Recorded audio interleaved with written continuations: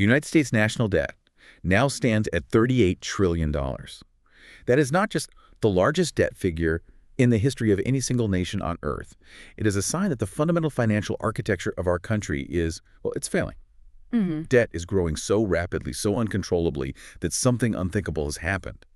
The interest payments required to service this debt monster are now the single fastest growing expense in the federal budget, eclipsing the entire military spending. Just unbelievable. For the first time, we are paying more to the bond market than we are to defend the nation. How did Washington allow the interest on its borrowings to eclipse the defense of the republic? And what unprecedented, quiet, and strategic plan is already in motion to defuse this fiscal grenade? We uncover the full story of America's radical transformation into a massive, strategic sovereign wealth fund. Stay with us as we break this down in our in-depth discussion right here on News Focus Podcast. And if you find our reporting valuable, please hit the like button and subscribe to support our channel. We truly appreciate it. We have to start with the sheer magnitude of this number because $38 trillion is more than a statistic. It's more than a number on a page. It is, quite literally, the largest debt ever accumulated by a single nation in recorded history. When you strip away all the political arguments, the spending debates, what does that number actually mean for the structural integrity of the American economy? It means we are living inside a pressure cooker. I mean, that's the best analogy I can think of. We've become so accustomed to hearing the word trillion that the scale of it is just lost on us. Right. It's just noise. It's just noise, but the effect on structural integrity is profound. That 38 trillion isn't some abstract concept. If you divide it up, it's a debt burden resting squarely on the shoulders of every single American taxpayer. A mortgage on their future. Exactly, a mortgage on their future earnings.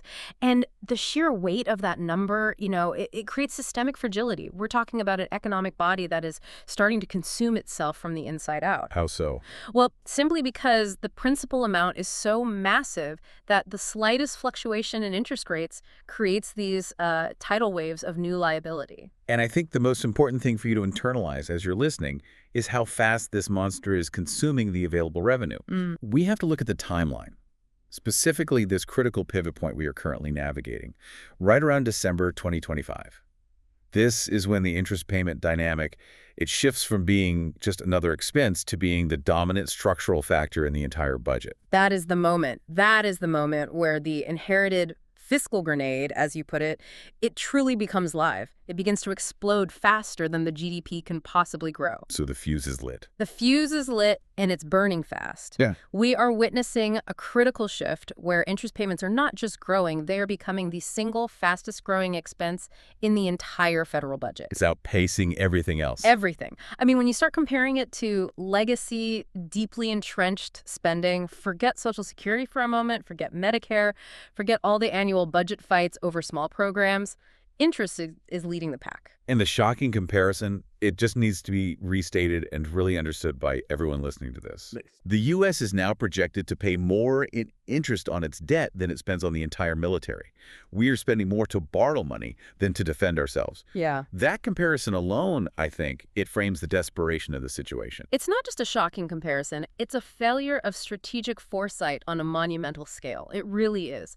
It indicates a prioritization forced by inertia, where the nation is literally paying more to service its financial obligations to creditors, foreign and domestic, than it is spending to protect its borders or project its power or secure its supply lines. So how is this different from, say, the debt after World War II? That was also a massive debt. That's a great question because it's fundamentally different. Traditional debt, like what we accumulated during World War II, was quickly outgrown by these massive post-war economic booms and critically low regulated interest rates. So the economy grew faster than the debt.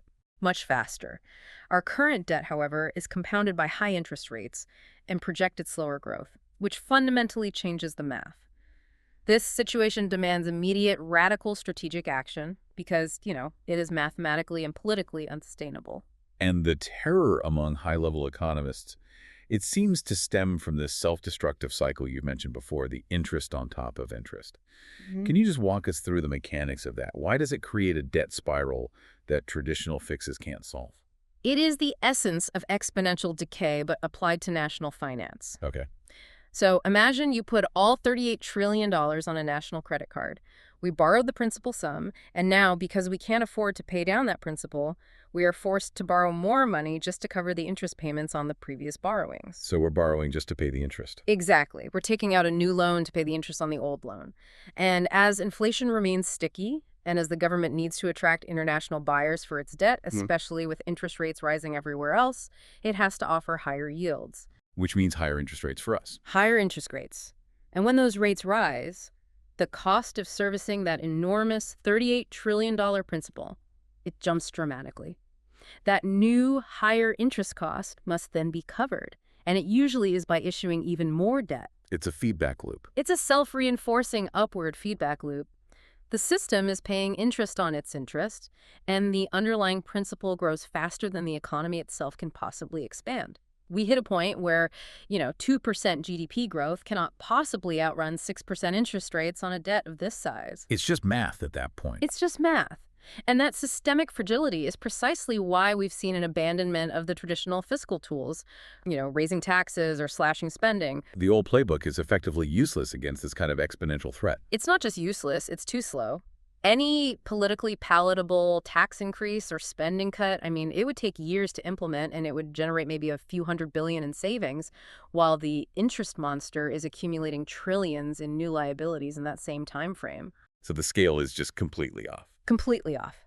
The context demands a strategy that generates massive exponential wealth creation to match the exponential growth of the debt. And that mathematical impossibility, the failure of the old playbook, that brings us to the core thesis of this deep dive, this unprecedented strategic shift.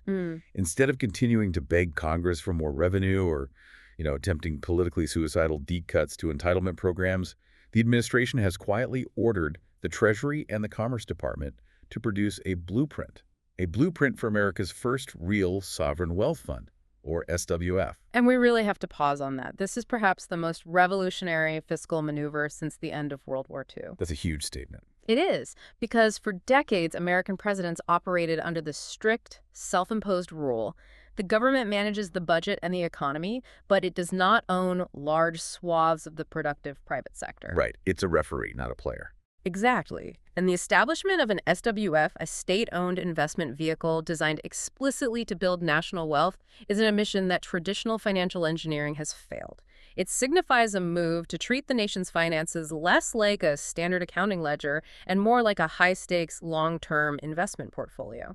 And like you said, no president has really done this before. No president in U.S. history has ever dared to suggest using government resources to actively invest and build wealth in this capacity. It's a paradigm shift. And this move, it instantly puts America, the global leader in free markets, into a club of national asset management that has historically been dominated by, other kinds of countries. That's right. Resource-rich autocratic states or small strategic nations, we've watched them use this model for decades. So can you detail who these global players are? What lessons is America taking from them?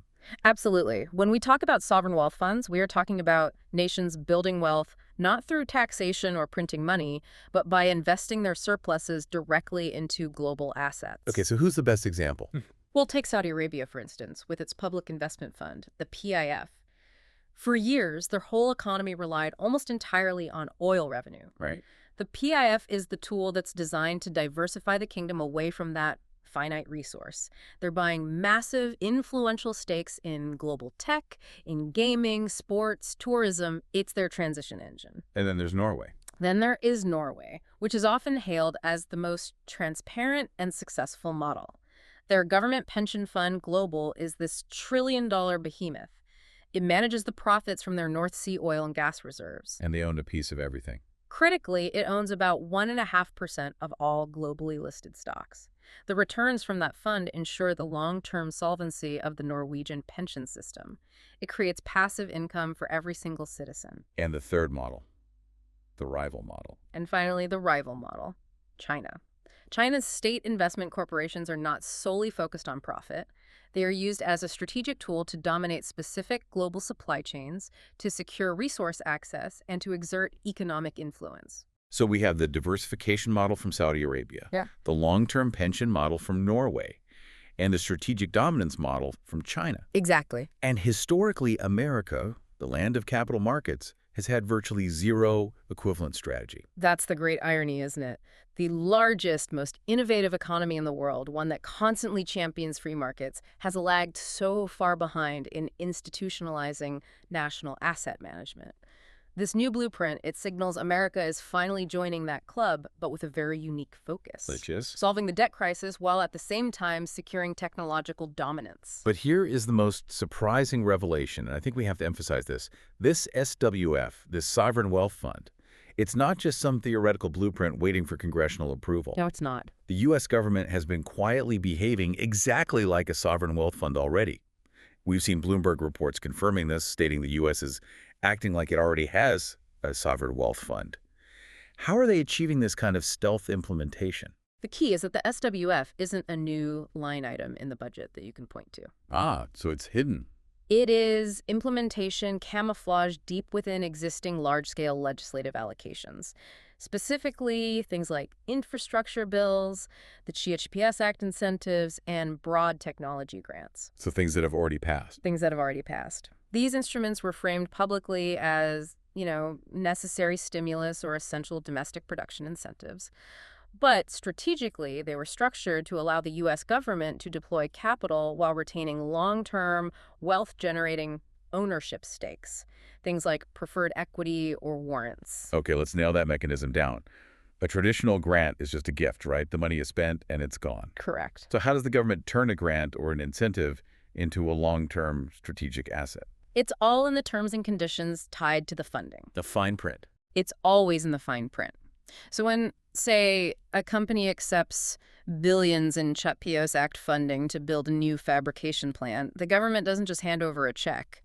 The agreement can include conditions that function exactly like an investment contract. Like what? A requirement for the government to take a minority equity stake, for example.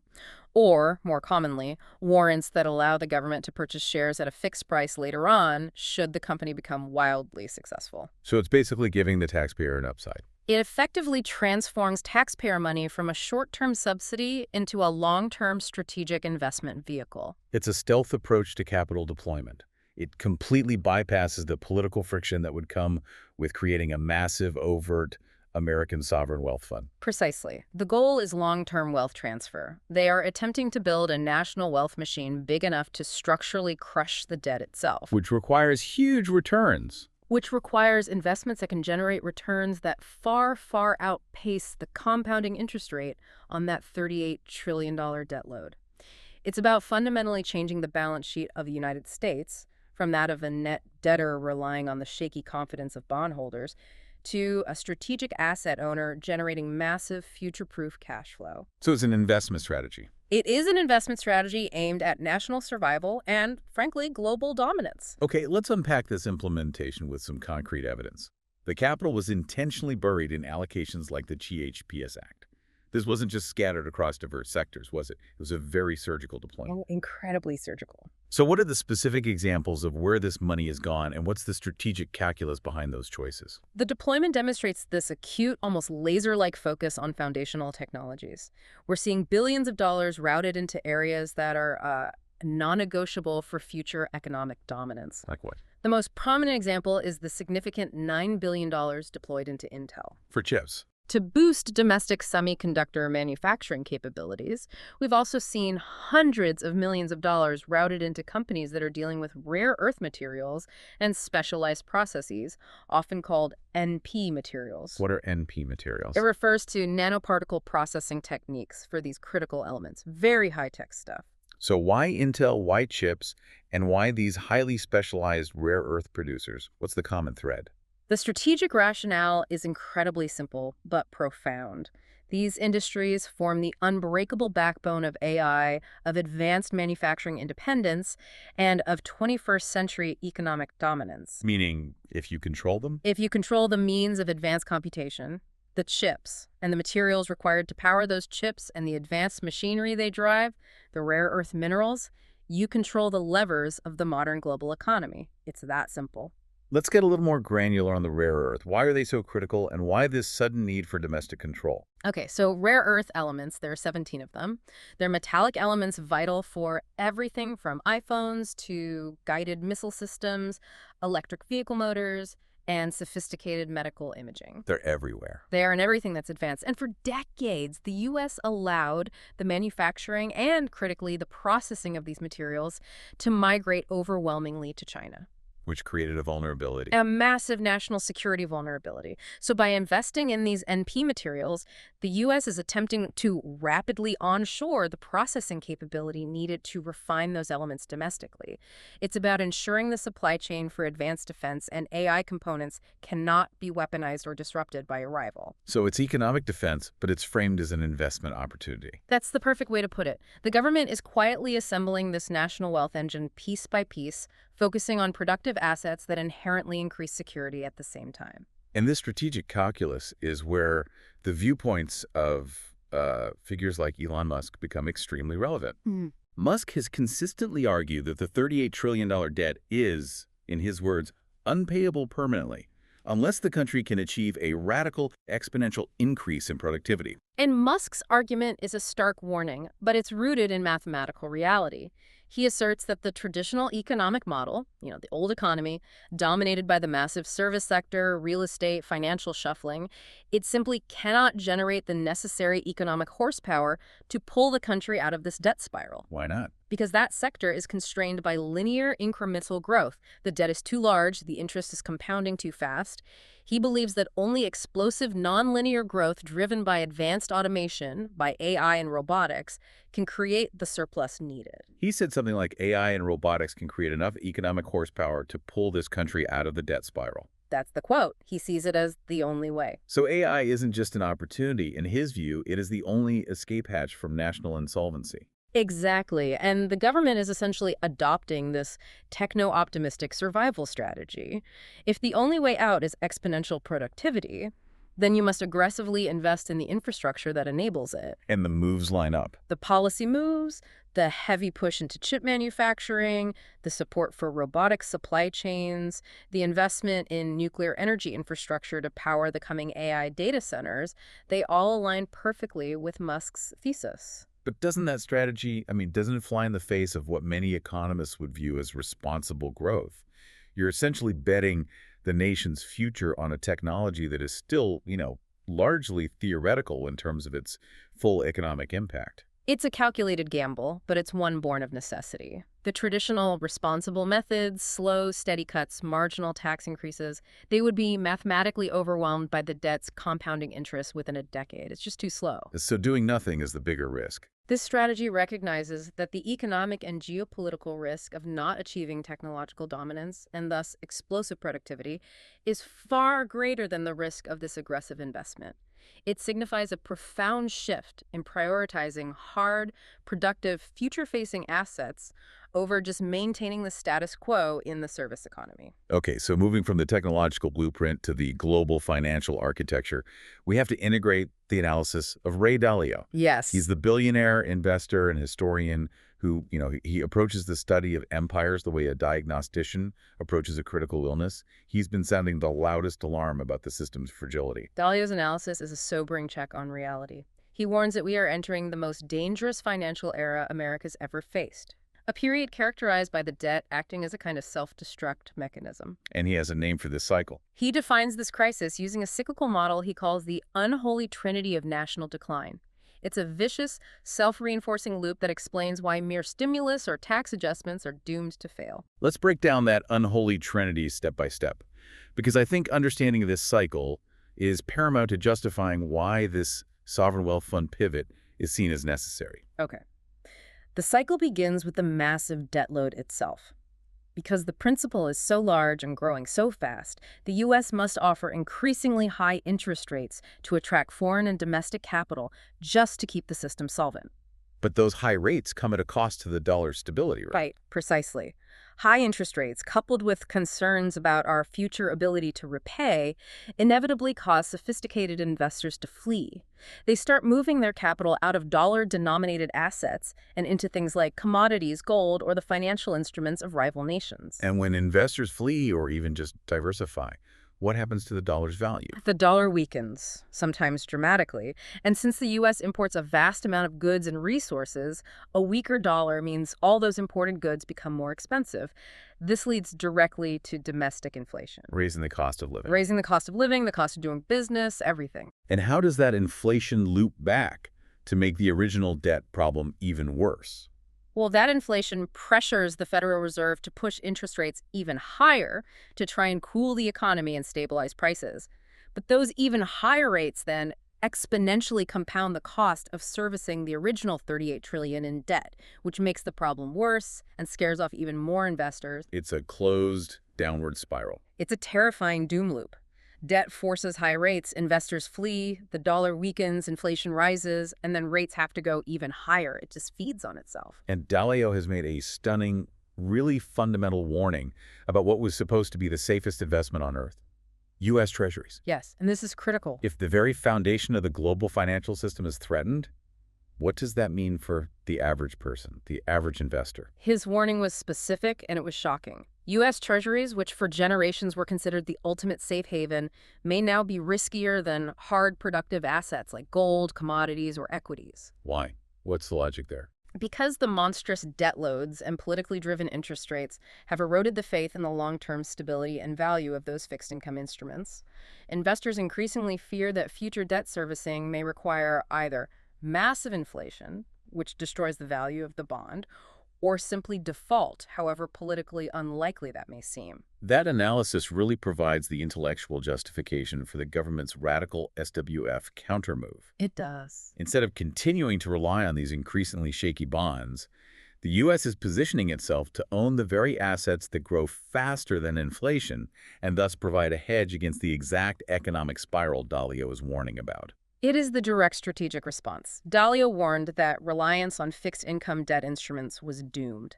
So the government is pivoting the nation's entire financial structure towards what you could call the ownership principle. The ownership principle. The economic war plan hinges on this core concept.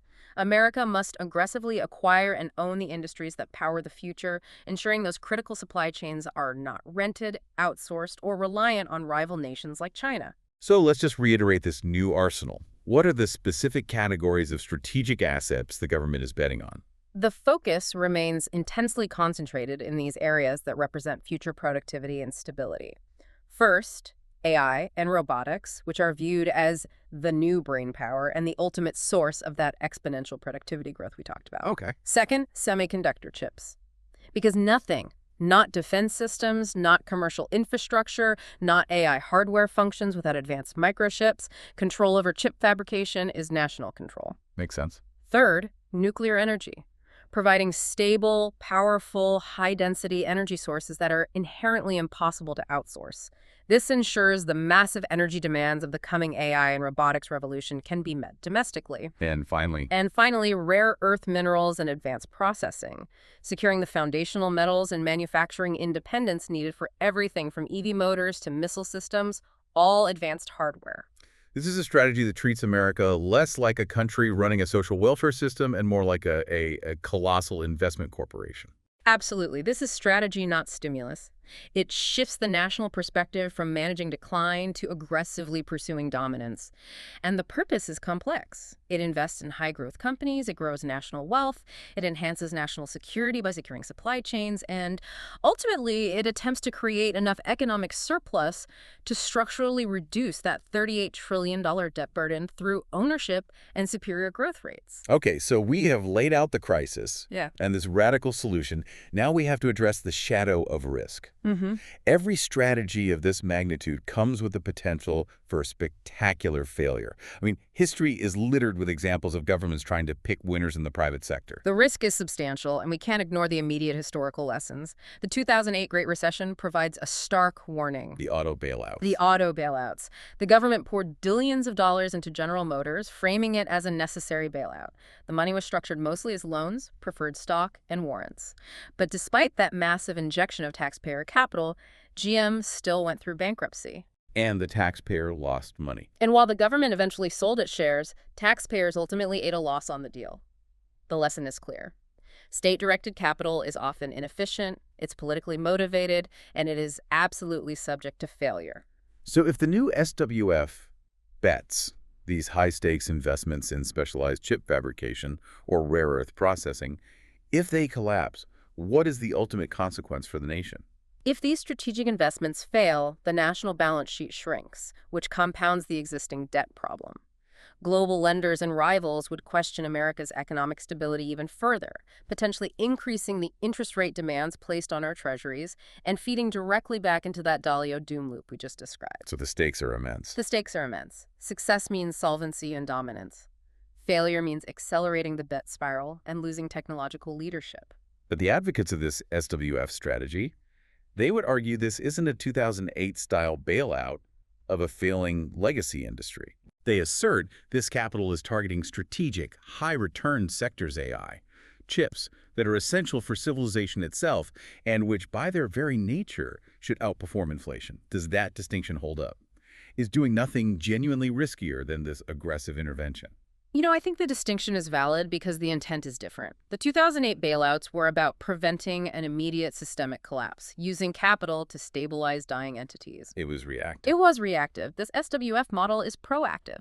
It's about accelerating the growth of future-facing, high-leverage sectors. The risk calculation has completely shifted. The risk of passive compliance with the debt spiral, of just watching the debt grow faster than GDP, now outweighs the inherent risk of active state investment. So it's a desperate high-stakes game where sitting still guarantees you lose. That's it. While state-directed capital always carries risks of inefficiency, the focus here is on sectors universally recognized as the engines of the next century's productivity. Inherent in this aggressive push is what you could call a brewing civil war over automation within Washington itself. Oh, absolutely. On one side, you have the innovators, led by figures like Musk, arguing that automation is the only way to achieve the necessary productivity explosion. On the other, you have the bureaucracy and established interests who fear the short-term job displacement and want to slow the pace of technological change. This philosophical conflict is a critical friction point. The innovation camp argues that automation is the only way to outrun the debt avalanche. They see AI and robotics as exponential force multipliers for labor productivity, which must be embraced immediately. And the other side. However, the legacy bureaucracy, often rooted in systems designed to maintain existing employment structures, views AI as a direct threat. They panic about market interference and the government picking winners, but fundamentally, they fear disruption to their own power base and the destabilization of traditional labor markets. If the winners of this AI race really do determine the economic winners of the century, how much of a handicap is this internal regulatory civil war for the U.S.? It is a massive handicap if the bureaucracy manages to slow the pace of deployment. But the strategy suggests that's not happening. The administration's strategic decision to fund these sectors so heavily suggests they are siding with the innovation imperative. They're choosing not to regulate itself into irrelevance. They recognize that refusing to lead means accepting subordination to rivals like China, which is pouring vast resources into state-directed AI development. This entire SWF strategy is an assertion of national survival, really, attempting to override the inertia and fear present in those legacy institutions. Now, let's transition to the immediate impact on the market. Because when the U.S. government acts as a strategic investor, it's not just another participant. Not at all. It acts as an economic tsunami. How does this massive shift in capital flow affect Wall Street and the everyday investor? The comparison to an investor like Warren Buffett is useful, but it's vastly understated. When Buffett buys a company, Wall Street validates it instantly. The Buffett effect. The Buffett effect. But when the United States government, the world's largest economy, single largest buyer of goods and services, and the controller of the most important reserve currency, starts actively buying strategic stakes, it is a tidal force. It completely and immediately reroutes the flow of private capital. So how does government action create that instant FOMO, that fear of missing out across Wall Street, turning a strategic investment into a financial avalanche? It creates guaranteed long-term demand. It's really that simple. If the government's strategic fund invests $9 billion in Intel or a specific rare earth processor, it telegraphs two critical messages to the financial markets. What are they? First, this company is now a national security priority, meaning its survival is all but guaranteed. And second, the government itself will be a massive long-term customer for the products this company makes. And what do hedge funds and institutional investors do when they receive that kind of guaranteed signal? They pile in right behind it. Of course they do. Hmm. They see a guaranteed alignment with national power and long-term stability that very few private ventures can ever offer. This isn't traditional market manipulation. It's more like financial gravity. So the whole market tilts. The entire market tilts. When the world's biggest spender becomes the world's biggest strategic investor in a specific sector, investment money shifts out of legacy sectors and flows aggressively into those chosen strategic areas. Stock prices in those chosen sectors jump dramatically, and opportunities open up rapidly. And this is a critical point for anyone listening. Yes. The federal government is giving clear signals about where the economy is fundamentally headed for the next 20 years. Okay, to summarize this whole strategic architecture, let's circle back to the global landscape. What does this quiet, unprecedented SWF initiative fundamentally mean for America's standing in the world and its future solvency? It corrects a massive global imbalance that has persisted for decades. We noted that nearly every major competing power, China, Saudi Arabia, Norway, already utilizes a sovereign wealth strategy to build wealth, to secure their economic futures, and to diversify risks. And the U.S. was the odd one out. The U.S., relying on its free market inertia, lagged behind.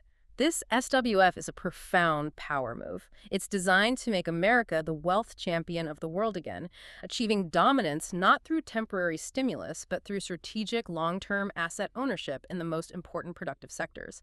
It's an assertion of economic sovereignty. And this shift from government as merely a massive spender to government as a strategic stealth investor, it has direct, tangible implications for the individual listener's financial future and strategy. What is the roadmap that our audience needs to understand to navigate this new era? This is a critical pivot point, and it defines a clear roadmap for investment strategy. When you see the government directing billions into AI infrastructure, into chips, rare earth minerals, or nuclear energy, that is not merely policy. That is a massive financial signal. A signal to follow the money. And when figures like Ray Dalio warn that the reliance on old financial assets is decaying, that is a warning to pivot towards productive assets. So the people who recognize and follow the alignment of capital, where the federal government and the private sector are now strategically aligned, they are the ones positioned for wealth creation. Absolutely. Those who ignore this shift, who remain focused solely on the traditional linear service economy, will be vulnerable to the relentless pressure of rising interest rates and compounding inflation eroding their capital. This strategy requires you, as a listener, to start thinking like an investor, recognizing that the federal government is now signaling market direction through its strategic capital deployment. The next generation of wealth will belong to those who know where the money is going before the headlines catch. Precisely. This is about anticipating the trend lines of national power and wealth creation. The government is showing you the roadmap to the only sectors it believes can outrun that $38 trillion debt monster. And that is the knowledge that creates opportunity. Thank you, and thank you to our listeners. That's all for this deep dive. But it leaves us with one haunting question. If the guardians of the rules are the first to break them, who is left to protect the game?